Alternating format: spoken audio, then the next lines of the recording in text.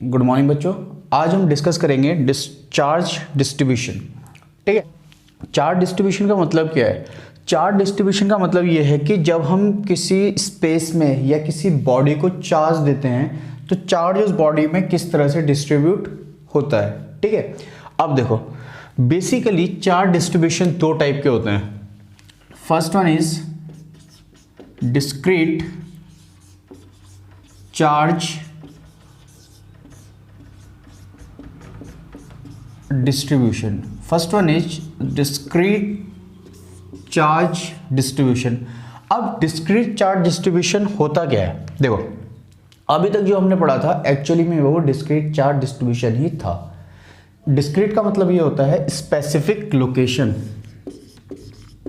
Specific location, specific location मतलब क्या कि इस डिस्ट्रीब्यूशन के अंदर जो चार्जेस होंगे उनको हम एक कोऑर्डिनेट प्लेन में डिस्ट्रीब्यूट कर सकते हैं और उनकी हमें प्रिसाइज लोकेशन पता होगी ये चार्ज कहां पे रखा हुआ है।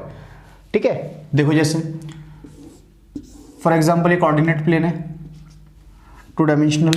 ठीक है, एक चार्ज यहाँ पे ओरिजिन पे रखा हुआ है, एक मान लो यहाँ पे रखा हुआ है, एक यहाँ पे रखा हुआ है, एक यहाँ पे रखा हुआ है। इसको मान लो Q1, Q2, Q3। तो इन चार्जेस के कोऑर्डिनेट हमें क्या होंगे? पता होंगे। इसके कोऑर्डिनेट क्या होंगे? 0,0। इसके कोऑर्डिनेट क्या होंगे? -a,0। सपोज माइनस है, ठीक है। इसके कोऑर्डिनेट क्या होंगे? a,0। इसके कोऑर्डिनेट क्या होंगे? 0,a। मतलब जितना ये y एक्सिस पे चला होगा, this is x axis, this is y axis. तो डिस्क्रीट चार्ज डिस्ट्रीब्यूशन में क्या होता है कि हमें चार्जेस की लोकेशंस के बारे में क्या होता है? पता होता है। ठीक, हमें चार्जेस की लोकेशन के बारे में पता होता है। तो इस डिस्ट्रीब्यूशन में अगर हमें किसी तरह का न्यूमेरिकल सॉल्व करना हो, लाइक हमें फोर्स निकालना हो किसी चार्ज पे या किसी लोकेशन पे, या फिर हमें इलेक्ट्रिक फील्ड निकालनी हो, तो हम सुपरपोजिशन प्रिंसिपल का यूज कर सकते हैं जो हम ऑलरेडी डिस्कस कर चुके हैं। ठीक है, अब देखो लेकिन अगर ऐसा हो कि मान लो एक कंडक्टर या कोई भी एक मटेरियल है मेरे पास, ठीक है, कोई एक मटेरियल है जिसमें वॉल्यूम है, लेंथ है, सरफेस है, या फिर एक लेंथ वायर ले लो और मैंने इस वायर को बाहर से कुछ चार्ज प्रोवाइड करा दिया, सपोज Q चार्ज प्रोवाइड करा दिया, तो होगा क्या कि सपोज ये कंडक्टिंग वायर है, ठीक है, तो वो चार्ज क्या करेगा? इस पूरी वायर पे क्या हो जाएगा? यूनिफॉर्मली क्या हो जाएगा? यूनिफॉर्मली या नॉन फॉर्मली डिस्ट्रीब्यूट हो जाएगा depending on the nature of wire. ठीक है, तो वो चार्ज क्या करेगा? इस वायर पे डिस्ट्रीब्यूट हो जाएगा। अब सपोज कि मुझे इस वायर की वजह से इस पॉइंट पे इलेक्ट्रिक फील्ड निकालनी है या इलेक्ट्रिक फोर्स निकालनी है। यहाँ पे Q0 चार्ज रखा हुआ है, इस पे फोर्स निकालनी है, कितनी लगेगी? तो देखो जो चार्ज पार्टिकल्स इस पे डिस्ट्रीब्यूट हुए हैं उन सब चार्ज पार्टिकल की इससे डिस्टेंस क्या होगी? अलग अलग होगी कि नहीं होगी? तो हमें क्या करना पड़ेगा? वही, अगर हम यहाँ पे सुपरपोजिशन प्रिंसिपल लगाना चाहें तो हमें इस हर चार्ज के लिए क्या करनी होगी? लोकेशन पता होनी चाहिए, ताकि हम डिस्टेंस निकाल सकें और फिर फोर्स निकाल के सुपरपोजिशन प्रिंसिपल अप्लाई करके उसको नेट फोर्स निकाल सकें। ठीक, लेकिन यहां पे इन सब की स्पेसिफिक लोकेशन पता करना पॉसिबल नहीं है। समझ में आई बात? क्या हम इन सब की स्पेसिफिक लोकेशन पता कर सकते हैं? नहीं, पॉसिबल नहीं हो पाएगा कि इनफाइनाइट लोकेशंस होंगी यहां पे। ठीक, तो इस तरह के प्रॉब्लम्स को सॉल्व करने के लिए हम यूज करते हैं कंटिन्यूअस चार्ज डिस्ट्रीब्यूशन। ठीक है, तो अब डिस्कस करेंगे कंटिन्यूअस चार्ज डिस्ट्रीब्यूशन। चलिए अब डिस्कस करते हैं। तो इसमें हमने अभी क्या पढ़ा था कि जब हम किसी बॉडी को चार्ज देते हैं तो चार्ज उसके ऊपर क्या हो जाता है? डिस्ट्रीब्यूट हो जाता है, जहां पे सुपरपोजिशन प्रिंसिपल लगाना पॉसिबल नहीं हो पाता। तो कंटिन्यूअस चार्ज डिस्ट्रीब्यूशन को बेसिकली 3 टाइप में डिवाइड किया गया है। ठीक है, जिसमें सबसे पहला जो टाइप है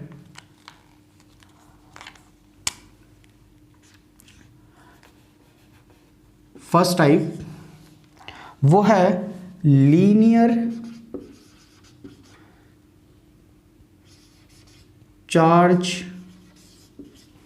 डिस्ट्रीब्यूशन। फर्स्ट क्या है?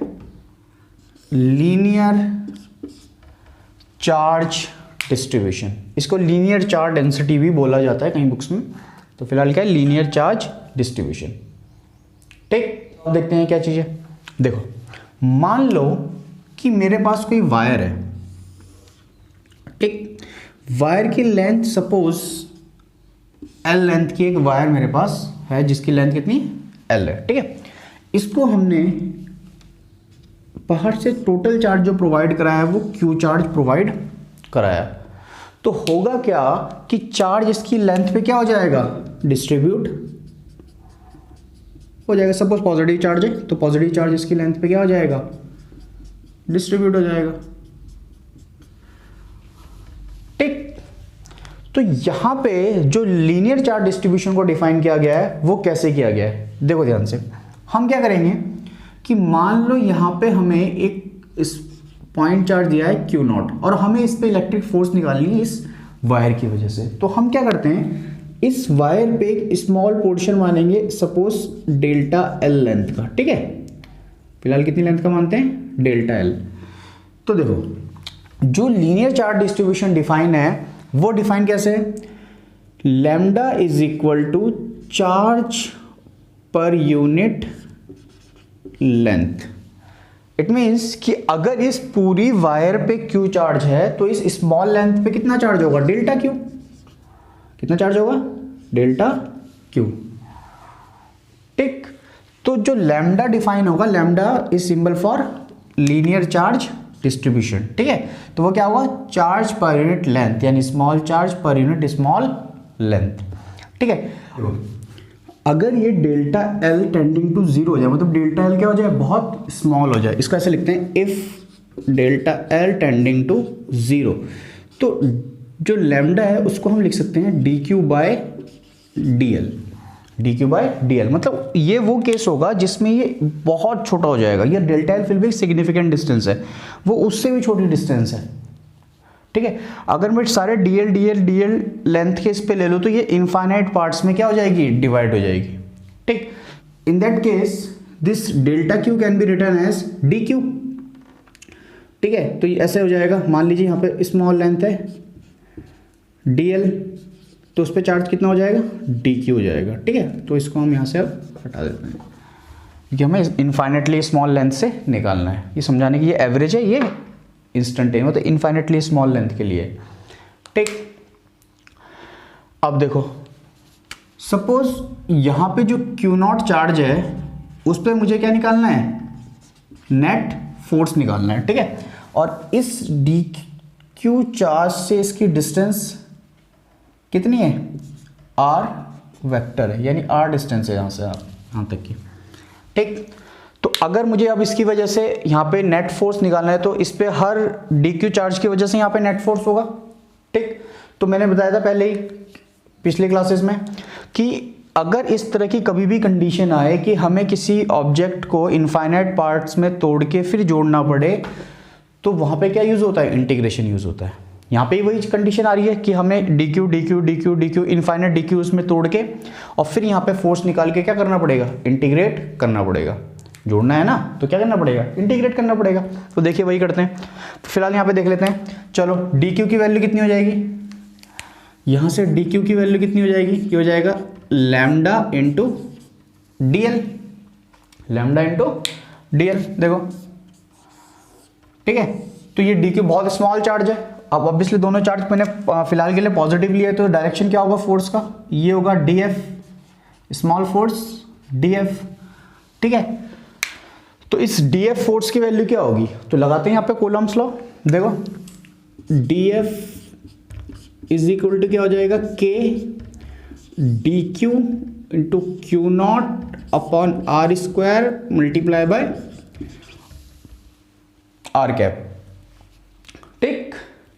चलो चलो वैल्यू रखते हैं डी क्यू की, तो क्या हो जाएगा, K Q naught, D Q की वैल्यू क्या हो जाएगी, lambda D L R cap divided by R square, ये हो जाएगा D F vector is equal to, तो यहाँ से एफ कितना हो जाएगा, तो देखो एफ कितना हो जाएगा, यहाँ से F vector is equal to हो जाएगा integration K Q naught lambda R cap D L upon R square, D L last में लिख देते हैं, ये हो जाएगा, ठीक है। अब देखते हैं इंटीग्रेशन का कांस्टेंट बाहर आ जाता है, तो देखो कांस्टेंट क्या है यहाँ पे, के कांस्टेंट है, मीडियम पे डिपेंड करेगा, क्यू नॉट कांस्टेंट फिक्स है ना वहाँ पे चार्ज, तो दोनों को यहाँ पे क्या ले लेंगे, बाहर ले लेंगे, ठीक है। तो ये हो जाएगा K Q not integration lambda R cap D L divided by R square. तो यहाँ पे जो हमें इस पे नेट फोर्स लगेगा वो कितना लगेगा, वो इतना लगेगा के Q not integration lambda R cap D L upon R square. अब यहाँ पे जो हमारा ये लैम्डा है दैट कैन बी कांस्टेंट और वेरिएबल। अगर कांस्टेंट होगा तो इंटीग्रेशन से ऑब्वियसली उस जिस न्यूमेरिकल में ये कांस्टेंट होगा उसमें ये बाहर आ जाएगा। मतलब कांस्टेंट का मतलब कि पर यूनिट लेंथ पे चार्ज क्या यूनिफॉर्मली डिस्ट्रीब्यूट है, ठीक।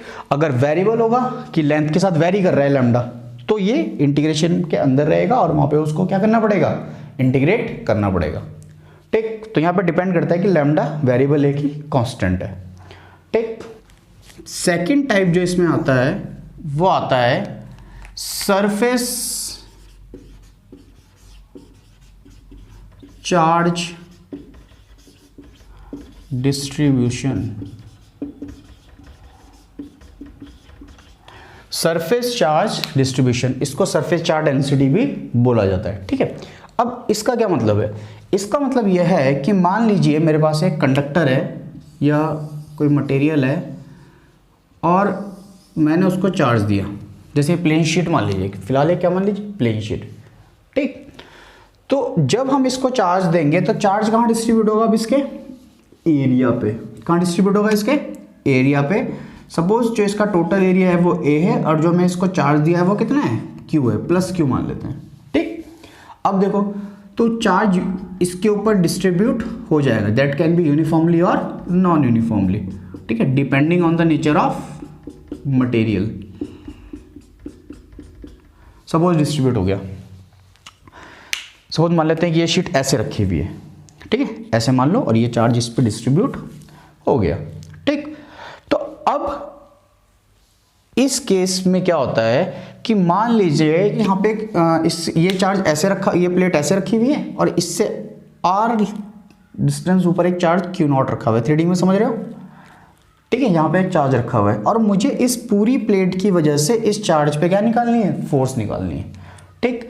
तो सपोज मान लेते हैं कि भाई यहाँ पे चार्ज कितना रखा हुआ है, क्यू नॉट रखा हुआ है, और इस पूरी प्लेट की वजह से मुझे यहाँ पे इस पे क्या निकालनी है भाई, इस पे कितनी फोर्स लगेगी, ठीक। तो देखो इसमें हम क्या करते हैं कि इस प्लेट को एक स्मॉल एरिया में डिवाइड करते हैं, ठीक है। That area can be written as delta A. अब अगर इस पूरी प्लेट पे चार्ज Q है तो इस पे चार्ज कितना होगा, डेल्टा Q, कितना हो जाएगा, डेल्टा Q। कैपिटल Q लिखो, स्मॉल Q लिखो, आपकी मर्जी है, ठीक है। डेल्टा Q चार्ज यहां पे आ जाएगा, ठीक। तो सरफेस चार्ज डेंसिटी को जो डिफाइन किया गया है वो ऐसे किया गया है, the surface charge density is defined as charge distributed per unit area, यानी delta Q upon delta A. Obviously इसमें भी कुछ ना कुछ पॉजिटिव चार्ज होगा इसके अंदर, है ना, charge per unit surface area. अब यहाँ पे वही कंडीशन आएगी जो लास्ट टाइम आई थी लीनियर चार्ज डिस्ट्रीब्यूशन में, कि if delta A tending to 0, मतलब डेल्टा ए बहुत छोटा है, मतलब डेल्टा ए बहुत छोटा है, then sigma can be written as D Q by D A. Differentiation की फॉर्म में इसको लिख सकते हैं, ठीक है, समझ गए बात। तो अगर इसको मैं डी ए पार्ट में डिवाइड करूंगा तो कितने पार्ट में डिवाइड हो जाएगा, इनफाइनाइट पार्ट में डिवाइड हो जाएगा, ठीक है। तो चलो अब इसको सॉल्व करते हैं। इसको मान लेते हैं इनफाइनाइटली स्मॉल पार्टिकल, इनफाइनाइट, इसको मान लेते हैं infinitely small area D A, और इसमें चार्ज कितना होगा, very small charge D Q. अब इस डी क्यू चार्ज की वजह से यहाँ पे फोर्स निकालेंगे, इसमें वही करना पड़ेगा जो लास्ट टाइम किया था, इसको भी क्या करना पड़ेगा, इनफाइनाइट पार्ट में डिवाइड करना पड़ेगा, फिर एक स्मॉल पार्ट की हर स्मॉल पार्ट की वजह से यहाँ पे फोर्स निकालना पड़ेगा, और फिर सबको क्या करना पड़ेगा, ऐड करना पड़ेगा, और ऐसे हर कंडीशन में क्या करते हैं, हम इंटीग्रेशन करते हैं, ठीक है। तो सपोज इस स्मॉल एरिया से इसकी जो डिस्टेंस है वो है r, ठीक है, r वेक्टर, ठीक। तो ये जो स्मॉल डी क्यू चार्ज है, ऑब्वियसली ये किस पे क्या लगाएगा, फोर्स लगाएगा। क्या लगाएगा, फोर्स लगाएगा। कितना फोर्स लगाएगा, डीएफ, स्मॉल फोर्स लगाएगा। स्मॉल चार्ज क्या लगाएगा, स्मॉल फोर्स लगाएगा। तो यहां से अगर मैं डी क्यू की वैल्यू की बात करूं तो डी क्यू की वैल्यू हो जाएगी sigma into D A. Sigma is surface charge density. तो जो स्मॉल फोर्स वो लगाएगा उस फोर्स की वैल्यू कितनी होगी, पहले डायरेक्शन क्या होगा, ऑब्वियसली दोनों पॉजिटिव माने गए तो डायरेक्शन भी क्या होगा, ये होगा। ठीक, तो D F vector is equal to क्या हो जाएगा, ये हो जाएगा के D Q into Q not upon R square R cap, vector form लिखते हैं। ठीक, अब डी क्यू की वैल्यू रखेंगे यहाँ पे, डी ए फैक्टर के डी क्यू की वैल्यू है सिग्मा, देखो यहाँ पे, into D A multiply by Q not R cap divided by R square. ठीक है, तो एफ क्या हो जाएगा, एफ फैक्टर क्या हो जाएगा, इंटीग्रेशन के sigma D A Q not R cap upon R square, इस तरह से लिख सकते हैं। अब देखो कांस्टेंट बाहर आ जाएंगे, तो अब इसको इस तरह से हम लिख सकते हैं, के क्यू नॉट कांस्टेंट है, देखो के और क्यू नॉट क्या है, कांस्टेंट है फिलहाल इस कंडीशन में, sigma R cap D A divided by R square. ठीक, तो ये हो जाएगा एफ वेक्टर के बराबर। तो जो नेट फोर्स लगेगी वो लगेगी के Q not integration sigma R cap D A upon R square. ठीक है, अब अगर वही कंडीशन कि अगर चार्ज यूनिफॉर्मली डिस्ट्रीब्यूट होगा तो सिग्मा क्या होगा, कांस्टेंट होगा, तो बाहर आ जाएगा इंटीग्रेशन उस तरह के न्यूमेरिकल में। लेकिन अगर चार्ज नॉन यूनिफॉर्मली डिस्ट्रीब्यूट होगा तो सिग्मा की कुछ ना कुछ कंडीशन होगी कि भाई पर यूनिट एरिया में अलग अलग डिस्ट्रीब्यूशन है चार्ज का, चार्ज डेंसिटी अलग अलग है, तो सिग्मा को फिर उस कंडीशन में रख के क्या करेंगे, हम इंटीग्रेट करेंगे। ठीक, चलिए, जो थर्ड टाइप का कंटिन्यूअस चार्ज डिस्ट्रीब्यूशन होता है वो होता है volume charge distribution. Charge volume में भी क्या हो सकता है, डिस्ट्रीब्यूट हो सकता है डिपेंडिंग ऑन द मटेरियल। ठीक, चलो अब इसको कैसे सॉल्व करेंगे, देखो ध्यान से। सपोज हमारे पास कोई 3D शेप है, हम 3D शेप कैसे ही बना सकते हैं, चलो ये मैंने 3D शेप बना दी क्यूबॉइड की कुछ। सपोज ये हमारे पास वेरिएबल है, देखो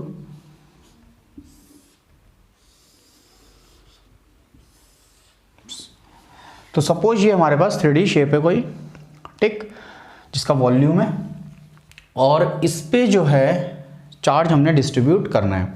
तो सपोज इसका जो टोटल वॉल्यूम है वो कितना है, V है। ठीक, टोटल वॉल्यूम कितना है, V है, और टोटल चार्ज जो मैंने इसको दिया वो दिया Q, प्लस Q चार्ज इसको डिस्ट्रीब्यूट किया है। तो अगर इस मटेरियल के पूरे वॉल्यूम में चार्ज डिस्ट्रीब्यूट हो गया, पूरे वॉल्यूम में चार्ज डिस्ट्रीब्यूट हो गया, तो इसमें क्या होता है कि अब हमें यहां पे डिफाइन करना है वॉल्यूम चार्ज डिस्ट्रीब्यूशन। ठीक है, तो हम क्या करेंगे, इस जो 3D वॉल्यूम है ये, इसके अंदर एक छोटा सा वॉल्यूम कंसीडर कर लेंगे, छोटा सा वॉल्यूम कंसीडर कर लेंगे। ठीक है, that volume can be written as delta V, और डेल्टा वी में चार्ज कितना होगा, डेल्टा क्यू, बहुत स्मॉल चार्ज, स्मॉल वॉल्यूम। ठीक, तो यहां पे जो वॉल्यूम चार्ज डेंसिटी है दैट इज रो, इसको सिंबल क्या होता है इसका, रो होता है। ठीक है, that can be defined as delta Q upon delta V, charge per unit volume. ठीक, अब देखो यहां पे, फिर यहां पे वही कंडीशन आएगी कि इफ जो हमने वॉल्यूम लिया है वो बहुत छोटा है, tending to 0, then rho can be defined as D Q by D V. ठीक है, तो अगर ये वॉल्यूम बहुत छोटा है, टेंडिंग टू 0 है, तो हम इसको क्या लिख सकते हैं, इसको क्या लिख सकते हैं, इसको लिख सकते हैं हम डी वी डी क्यू, मतलब बहुत इनफाइनेटली स्मॉल वॉल्यूम है जिसमें बहुत छोटे इनफाइनेटली स्मॉल चार्ज है, D Q.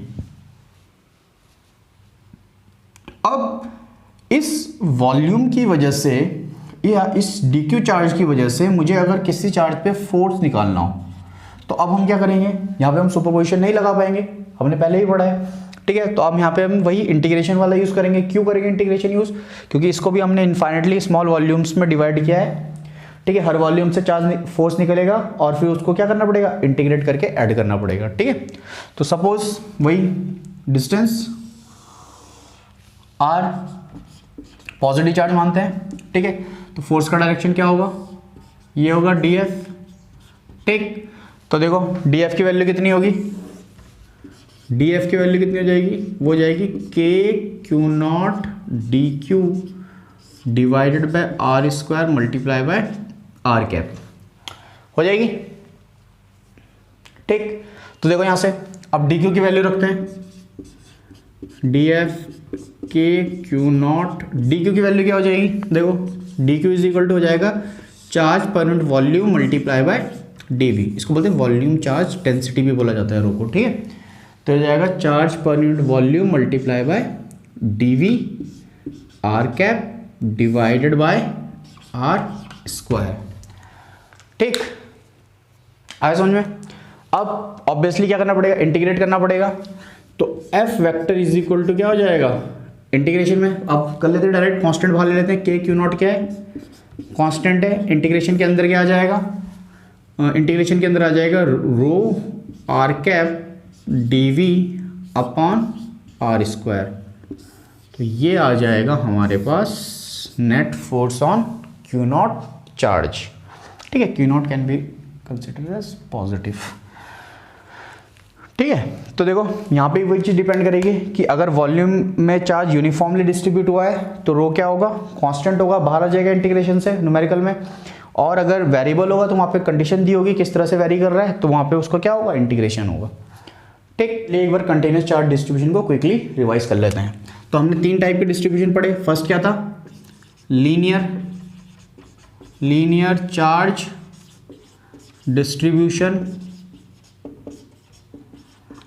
Continuous charge distribution का पहला टाइप क्या था, linear charge distribution. Symbol lambda, formula dq by dl, charge per unit length for infinitely small charges.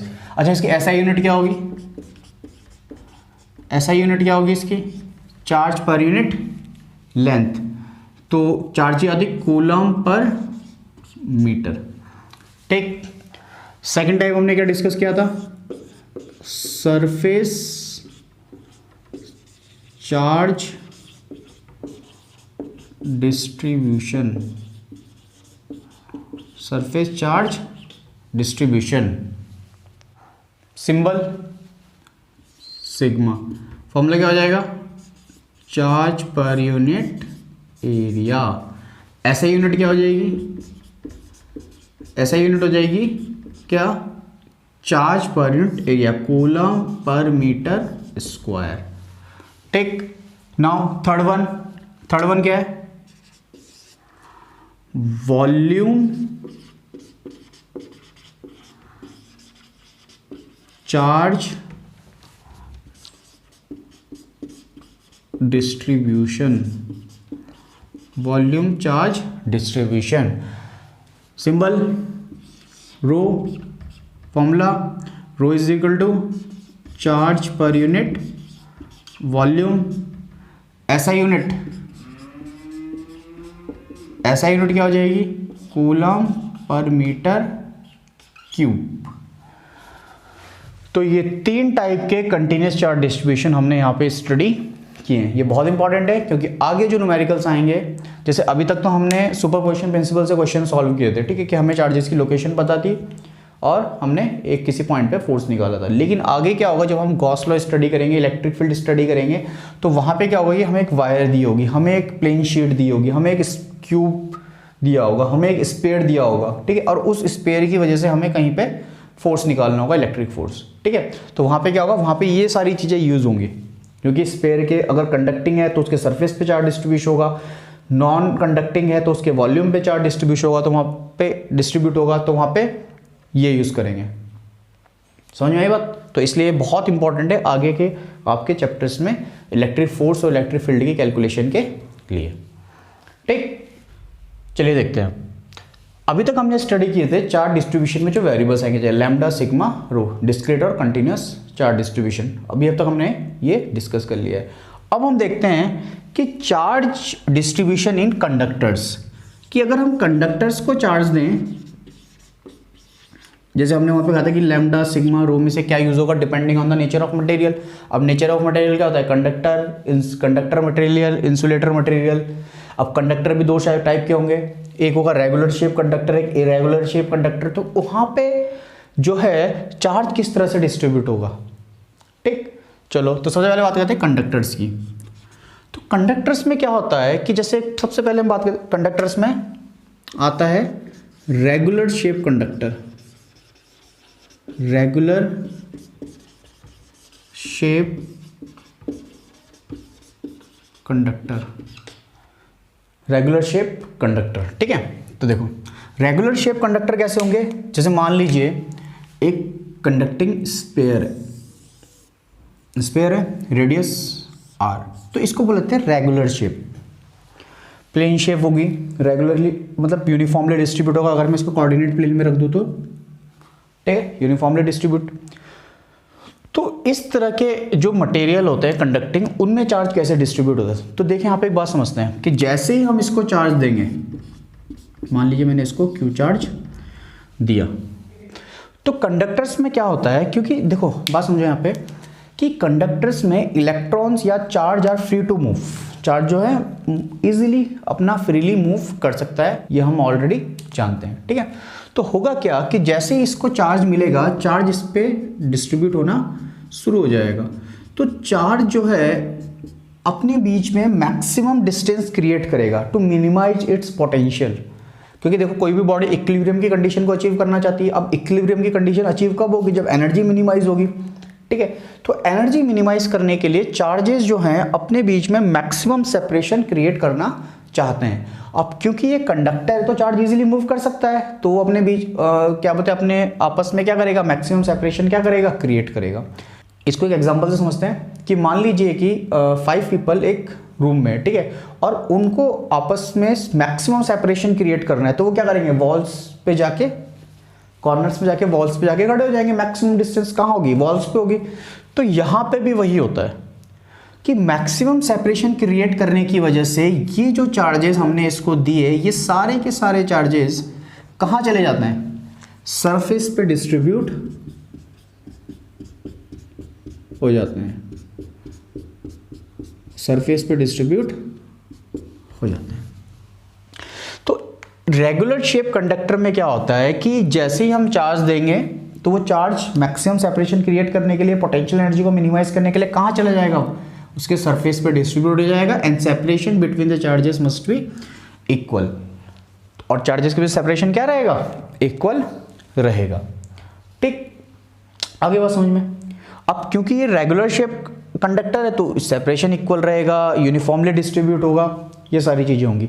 लेकिन अगर ये इरेगुलर शेप कंडक्टर होता, क्या होता, इरेगुलर शेप कंडक्टर,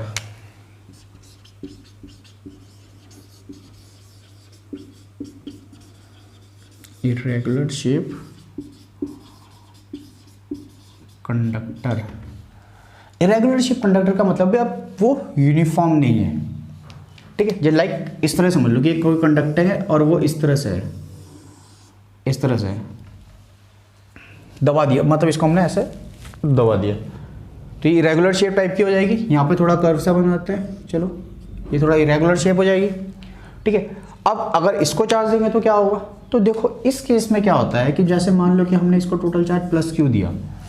अब पॉजिटिव चार्ज जब इस पे डिस्ट्रीब्यूट होगा तो वो होता क्या है कि जो चार्ज डिस्ट्रीब्यूट होता है, जहां पे आर्क जो है कम होती है, जो ये रेडियस जो है कम होता है, उस जगह पे चार्ज की डेंसिटी क्या हो जाती है, ज़्यादा हो जाती है।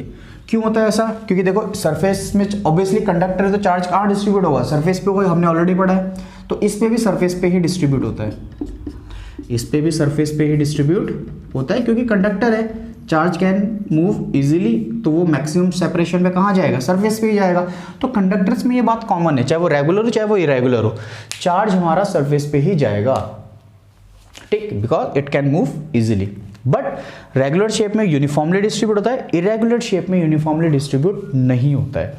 अब देखो होता क्या है कि जहां पे ये आर्क जो बन रही है इसका रेडियस कम होता है, तो वहां पे चार्ज जो है ज्यादा डिस्ट्रीब्यूट होता है, उसकी डेंसिटी क्या होती है, ज्यादा होती है। और जहां पे आर्क थोड़ा बड़ी होती है उसके कंपैरिजन में, तो वहां पे चार्ज की डेंसिटी क्या होती है, कम होती है। अब ऐसा क्यों होता है, तो देखो अभी हमने पढ़ा था सरफेस चार्ज डेंसिटी में सिग्मा क्या होता है, चार्ज पर यूनिट एरिया। अब एरिया, तो अगर मैं सर्कुलर में बात करूँ तो एरिया को क्या लिख सकते हैं, पाई आर स्क्वायर।